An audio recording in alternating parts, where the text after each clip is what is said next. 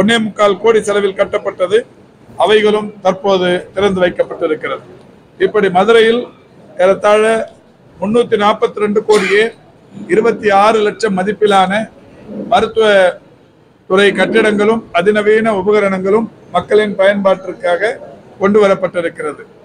அதோடு இங்கே நம்முடைய மாண்புமிகு தமிழ்நாட்டின் முதலமைச்சர்கள் மதுரைக்கு பெருமை சேர்க்கிற வகையில் ஒரு பிரம்மாண்டமான நூலகம் ஒன்றினை கட்டி திறந்து வைத்தார்கள். அந்த நூலகத்திற்கு தினந்தோறும் ஆயிரக்கணக்கான பொதுமக்கள் வந்து சென்று கொண்டிருக்கிற நிலையில் நம்முடைய மாண்புமிகு அமைச்சர் வணிக வரித்துறை அமைச்சர் அவர்களிடத்தில் கோரிக்கை ஒன்று வைக்கப்பட்டது.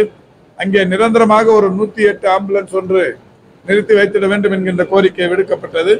அந்த கோரிக்கை ஏற்று இந்த நிகழ்ச்சியின் மூலம் அந்த நூலக வளாகத்திற்கு ஒரு 108 ஆம்புலன்ஸ் நிரந்தரமாக அனுப்பி வைக்கப்படவிருக்கிறது.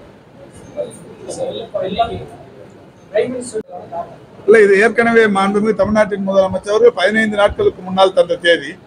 அந்த தேதியில் அவர் வந்திருக்காரு. இதுல ஒண்ணு அவர் நிகழ்ச்சிக்கும் இதுக்கு ஒன்றும் ஒரு பெரிய இது ஒரு கேப். ஒரு அவர் காலையில இருந்த நிறைய நிகழ்ச்சிகள்ல கலந்து வராங்க. இது சிஎம் வந்து ஏற்கனவே ஒரு 15 நாளுக்கு முன்னாடி கொடுத்த தேதி. இன்னைக்கு ஒரு 10,000 கோடி அளவுக்கான திட்டங்களை மாண்புமிகு தமிழ்நாட்டின் முதலமைச்சர்கள் தலைமைச் செயலகத்திலிருந்து தொடங்கி வைத்தார்கள். அதுல இது ஒரு நிகழ்ச்சி. அந்த வகையில் இப்ப நான் எங்க முதலமைச்சர் வந்து காணொலி வாயில அதை திறந்து வைக்கிற போது நான் சம்பந்தப்பட்ட இடத்துக்கு போய் அங்கே அதை வந்து முதலமைச்சர் தலைமைச் செயலகத்திலிருந்து காணொலி வாயிலா திறந்தாலும் இந்த துறை சம்பந்தப்பட்ட கட்டிடங்களை நான் நேரில் சென்று போய் பார்த்து திறந்து வைப்பது, அங்கே இருக்கிற மக்கள் பிரதிநிதிகளோடு போய் ஆய்வு செய்வதை வழக்கமாக கொண்டிருக்கிறோம். அண்மையில் கூட புதுக்கோட்டையில் பல் மருத்துவக் கல்லூரியை மாண்புமிகு தமிழ்நாட்டின் முதலமைச்சர் அவர்கள் அங்கே திறந்து வைத்தார்கள். நாங்கள் அங்கே போய் அதை தொடங்கி வைத்தோம். அது மாதிரிதான் இப்ப எல்லாமே இந்த நம்ம துறை சம்பந்தமான கட்டிடங்கள் எல்லாமே அது மாதிரிதான் நடக்கும். அதுதான் இப்போ ஜெய்கா நிதி உதவியுடன் கட்டப்பட்ட கட்டிடங்கள் தான். இப்போ சென்னை, மதுரை, கோவை இந்த மாதிரி இடங்கள்ல வந்து ஜெய்கா நிதி உதவியுடன் கட்டிடங்கள் கட்டும் பணிகள் நடைபெற்றுக் கொண்டிருக்கிறது. இதுல கொஞ்சம் நிதி காலதாமதமான உடனே மாண்புமிகு தமிழ்நாட்டின் முதலமைச்சர் அவர்கள் எங்களை ஜப்பானுக்கு அனுப்பி வைத்தார்கள். ஜப்பானுக்கு நாங்க போய் நேரம் அந்த ஜெய்கா ஜப்பான் பன்னாட்டு கூட்டுறவு முகமை அதோட துணை இயக்குநரை சந்தித்து கோரிக்கை வைத்து நிதி விடுவிக்கப்பட்டு எல்லா கட்டடமும் வேகமா நடக்குது. இப்ப சென்னை முடிஞ்சிருச்சு. இந்த 2 மாதங்கள்ல கோயம்புத்தூரும் முடிஞ்சிடும், சென்னையும் இது மதுரை முடிஞ்சிருச்சு, பயன்பாட்டுக்கு வந்துருச்சு. இதே மாதிரியான கட்டடம் சென்னையை பொறுத்த வரைக்கும் KMC மருத்துவமனையிலையும் கோவையை பொறுத்தவரை கோவை மருத்துவக் கல்லூரி மருத்துவமனையிலையும் கட்டப்பட்டு கொண்டிருக்கிறது. அங்கேயும் திறந்து வைக்கப்பட இருக்கிறது. எல்லாமே 2 மாதத்துல முடிஞ்சிடும்.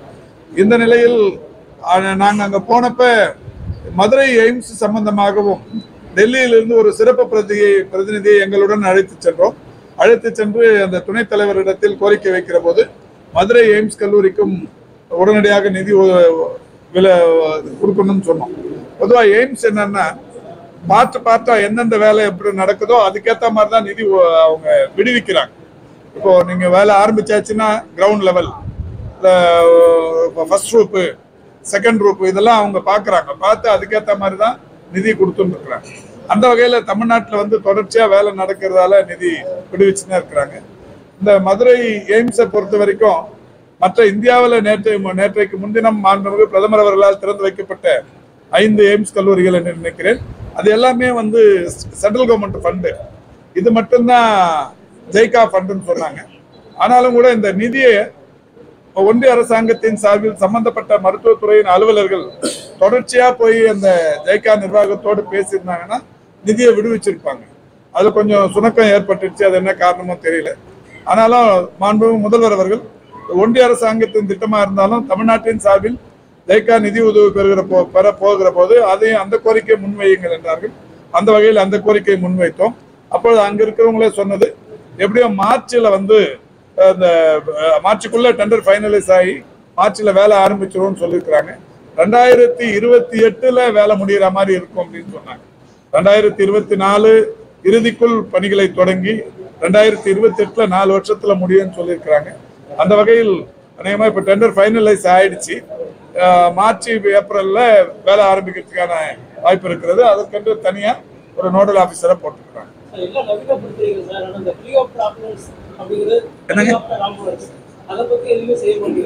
இல்ல, ஹெலிகாப்டர் ஆம்புலன்ஸ் தேவையில்லைங்கிறது தான். இப்போ அதுக்கான அவசியம் இல்லை. இப்போ வந்து இந்த உடல் உறுப்பு தானம் வந்து இதுக்கு முன்னாடி எங்கேயாவது ஒரு இடத்துல நடந்துருந்தது. அப்போ இந்த உடல் உறுப்புகளை வேகமா எடுத்துட்டு போறதுக்கு இந்த மாதிரி அதிநவீன இந்த போக்குவரத்துங்கிறது தேவை. இப்ப 36 மருத்துவக் கல்லூரிகள்லயும் இந்த உறுப்புகள் ஆர்கன் ஹார்வெஸ்ட் லைசன்ஸ் எல்லாருக்குமே கொடுத்துட்டோம். இதுக்கு முன்னாடி வெறும் 12 இடத்துல மட்டும்தான் அந்த லைசன்ஸ் இருந்தது. இந்த அரசு வந்த உடனே 26 மருத்துவக் கல்லூரிகளிலும் மாவட்ட அரசு தலைமை மருத்துவமனைகளுக்குமே ஆர்கன் ஹார்வெஸ்ட் லைசன்ஸ் கொடுத்துட்டோம். இது கொடுத்துட்டதோட விளைவு இப்ப எல்லா இடத்துலயுமே இப்போ இங்க ஒரு மூளைச்சாவுன்னு சொன்னா இங்க இருக்கிற துறை சம்பந்தப்பட்ட மருத்துவர்கள் அவங்க கையில பேசி இந்த ஆர்கன் வாங்கி உபயோகப்படுத்துறாங்க. அது மட்டும் இல்லாம மாண்புமிகு தமிழ்நாட்டின் முதலமைச்சர்கள் அண்மையில் மூளைச்சாவு அடைந்து உடல் உறுப்பு செய்பவர்களுக்கு அரசு மரியாதை செலுத்தப்படும் சொல்லி இன்னைக்கு பண்ணி நிற்கிறதோட விளைவா தினந்தோறும் பல்வேறு மருத்துவமனைகள்ல இது வரைக்கும் நமக்கு ஒரு 8000 பேர் அளவுக்கு உடல் உறுப்புகள் வேண்டி காத்திருக்கிறார்கள். சிறுநீரகம் வேண்டி, இதயம் வேண்டி காத்திருப்பவர்கள், கணையம் வேண்டி காத்திருப்பவர்கள், கல்லீரல் வேண்டி காத்திருப்பவர்கள், எலும்பு மாற்று சிகிச்சைக்காக எலும்பு வேண்டி காத்திருப்பவர்கள், எலும்பு மஜ்ஜை வேண்டி காத்திருப்பவர்கள், கண் கருவிழி வேண்டி காத்திருப்பவர்கள், இந்த மாதிரி தோல் வேண்டி காத்திருப்பவர்கள் மாதிரி 8000 பேர் அளவுக்கு இருக்கிறாங்க. இப்போ நமக்கு டெய்லியுமே ஒவ்வொரு மருத்துவமனையிலையும் இந்த மாதிரி மூளைச்சாவு அடைந்தவர்கள் உடல் உறுப்பு தருவதை ஒரு பெரிய அளவில் ஒரு தியாகமாக செய்து கொண்டிருக்கிறார்கள். அல்ல மாண்புமிகு தமிழ்நாட்டின் முதலமைச்சர்கள் அரசு மரியாதை என்று அறிவித்த உடனே அதில் பெரிய வெற்றி கிடைத்திருக்கிறது. இதை பார்த்துதான் கடந்த வாரம் ஒடிசா அரசு கூட அவர்களும் அரசு மரியாதைக்கு இன்றைக்கு உத்தரவிட்டிருக்கிறார்கள். அதனால இது இந்த பணிகள்ல எங்கேயும் சுணக்கம் தேவைப்படாத போது ஏர் ஆம்புலன்ஸுக்கான அந்த கேள்வி எழவில்லை.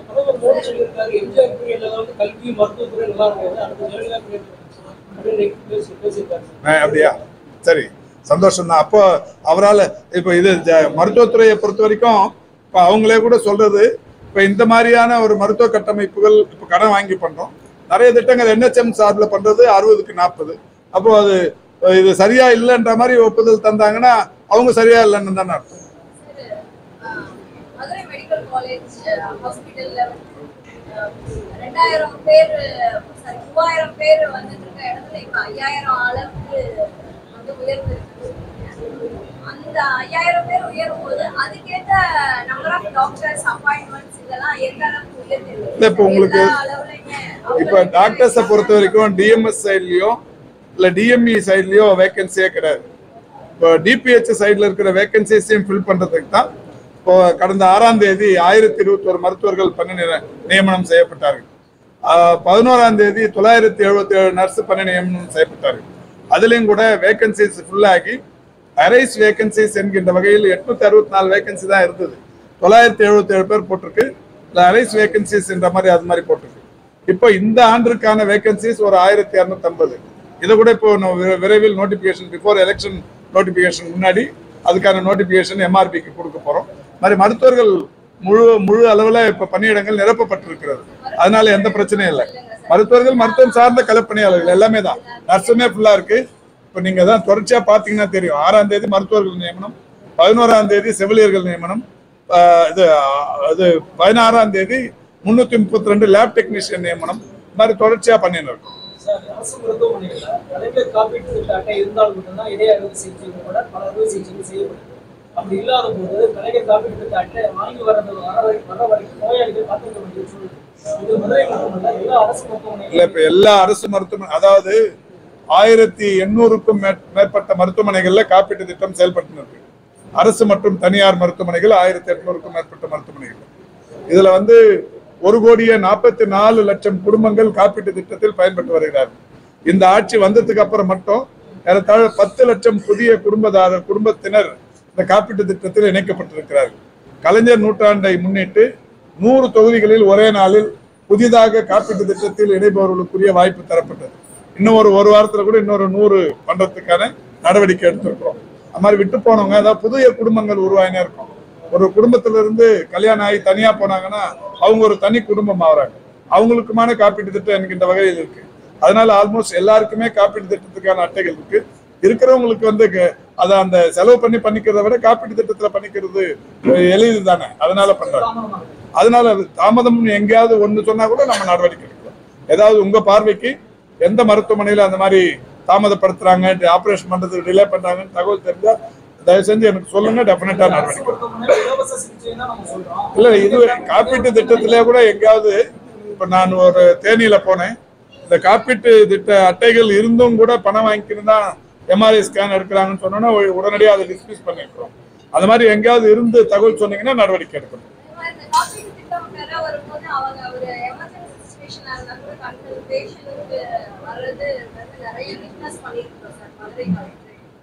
இல்ல காப்பீட்டு திட்ட அட்டை இருந்ததுன்னா, அட்டை இருந்து ட்ரீட்மெண்ட்டுக்கு எங்கேயாவது டிலே இருந்ததுன்னா நீங்க எந்த நேரத்துல வேணாலும் சொல்லலாங்க, நடவடிக்கை எடுப்போம். அட்டை இல்லைனாலும் புதுசா எடுக்கிறதுக்கு நிறைய எல்லா கலெக்டரேட்லயுமே அதுக்குன்னு ஒரு நிர்வாகம் இருக்கு. இல்ல இப்ப அது அரசு மருத்துவமனைகள் அறிவுறுத்தி இருக்கிறோம். அவங்க வந்து ரெசிடென்ஸ் ப்ரூஃப் மட்டும் கரெக்டா தெரிஞ்சு, இப்ப மதுரைன்னு வச்சுங்க, மதுரையில ஏதாவது ஒரு பகுதியை சேர்ந்தவங்க தான் தெரிஞ்சதுக்கு அப்புறம் இந்த காப்பீட்டு திட்ட அட்டை வர வரைக்கும் அவங்க உயிருக்கு போராடின்னு இருந்தா அந்த அட்டைக்காக காத்து நிற்க வேண்டியதில்லை, அவங்களுக்கு ட்ரீட்மெண்ட் கொடுத்துடணும்னு சொல்லி இருக்கிறோம். இது எங்கேயாவது அது மாதிரி டிலே இருந்ததுன்னா நீங்க சொல்லலாம். நமக்கு வந்து சிவகாசி பொறுத்தளவு அடிக்கடி வந்து ஃபயர் ஆக்சிடென்ட் நடக்காத மாடு அதாவது ஆண்டே கிடையாது அப்படின்ற. ஆனா வந்து பாத்தீங்கன்னா வந்து அந்த சிவகாசியில ஒரு மல்டி ஸ்பெஷாலிட்டி ஹாஸ்பிட்டல் இருக்கு. ஆனா இன்ஃப்ராஸ்ட்ரக்சர் எல்லாம் இருக்கு. பட் ஆனா வந்து ஆம்புலன்ஸ் ஆன் டைம்க்கு அந்த மாதிரி. விருதுநகர்ல இருக்கிற மருத்துவக் கல்லூரி மருத்துவமனையில நானே போய் திறந்து வச்சுட்டு வந்திருக்கிறேன். இந்த தீக்காயங்களுக்கான தனி வார்டு, தனி மருத்துவர், எல்லா இன்ஃப்ராஸ்ட்ரக்சர் இருக்குங்கம்மா. அது தெரியாதவங்க அது மாதிரி சொல்லுவாங்க. இல்ல விருதுநகர்ல இருக்குன்ற, விருதுநகர்லயும் இருக்கு. இப்ப மெடிக்கல் காலேஜ் ஹாஸ்பிட்டல்ல தனி வார்டு இருக்கு.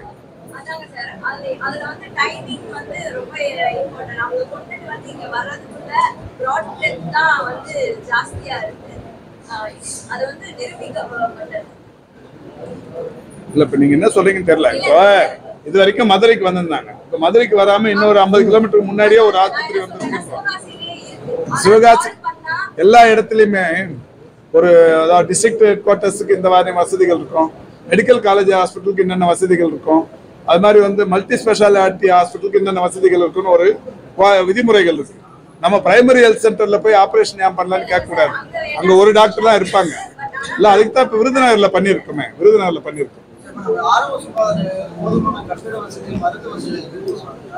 எங்க இல்லன்னு சொல்லுங்க சார். ஒரு இடத்துல இல்ல, இப்ப காட்டுங்க, வாங்க என் கூட வாங்க. இல்ல வாங்கன்ற, இல்ல எந்த மருத்துவமனையில மருந்து இல்லைங்கிறத இப்ப நான் ரெடி. இல்ல பிரதர், நான் இப்ப ரெடி பிரதர், வாங்க எந்த ஆஸ்பத்திரி போலாம் வந்து காட்டுங்கன்ற. இபிஎஸ் இந்த மாதிரி தான் அடிக்கடி சொல்லி இருக்காரு. எங்கடா ஒண்ணு காட்டுங்க, வாங்க என் கூட வாங்க, நான் உங்களை கூட்டு போறேன், நீங்க கூட்டு போங்க. சுரங்கப்பாதை 25 வருஷமா பூட்டியே கிடக்கு. டிராபிக் தான் இருக்கு இந்த ரோட்ல. இந்த டிராபிக் ஜாம் ஆகிறதுனால அது பெரிய ஆஸ்பத்திரிக்கு உள்ள போறவங்க கமிஷனர் கலெக்டர் சொல்றேங்க. சொல்லுங்க.